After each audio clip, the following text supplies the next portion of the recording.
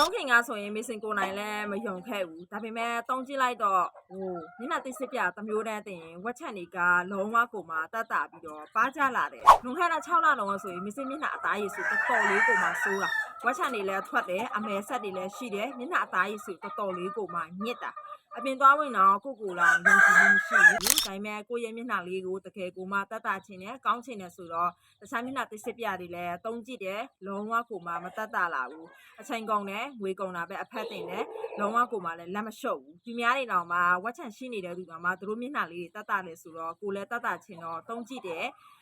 မတတ်တာလာဘူးနောက်ဆုံး line ပေါ်မှာတွေ့တယ် review တွေလည်းအများကြီးကိုမှရရှိထားတယ်ဒီမေပိုင်းဒီဆိုင်မျက်နှာတိစစ်ပြကိုနေ့စဉ်ပုံမှန်လေးတစ်ပြီးတော့နောက်ပိုင်းမှာတော့ရှိနေတဲ့ဝက်ချန်တွေဆိုရင်ပါကြလာပြီးတော့ဝက်ချန်ဆွမ်းလုံးကိုလည်း short ချလာတယ်မျက်နှာလေးတစ်ပြီးတာမျက်နှာအသားကြီးဆိုတစ်စစ်ကြည့်ပြီးတော့ဖြစ်လာတယ်ဒါနဲ့ဆိုရင်မစင်တုံးနေတာ6လလောက်ရှိပြီ9ခဲလား6ခဲလားမသိဘူးမျက်နှာအသားကြီးဆိုလက်တွေ့ကိုမှကောင်းလာတယ်အဲ့တော့ကိုလိုဝက်ချန်ပြဿနာရှိနေတဲ့သူတွေဘာပဲတုံးမသိတာဘူးဆိုတကယ်ကိုမှစမ်းသုံးဖို့ညှိုးပေးစေချင်ပါတယ်ဆွတ်သူ customer review တွေလည်းအများကြီးကိုမှရရှိထားတာမို့လို့ဝက်ချန်စားဝက်ချန်အစီဘူးပြဿနာရှိနေတဲ့သူကအစတုံးကြည့်လို့ရပါတယ်လိုချင်တယ်ဆိုရင်တော့6ပေါက် CV ကတစ်စလာရောက်မှယူလို့ရပါတယ်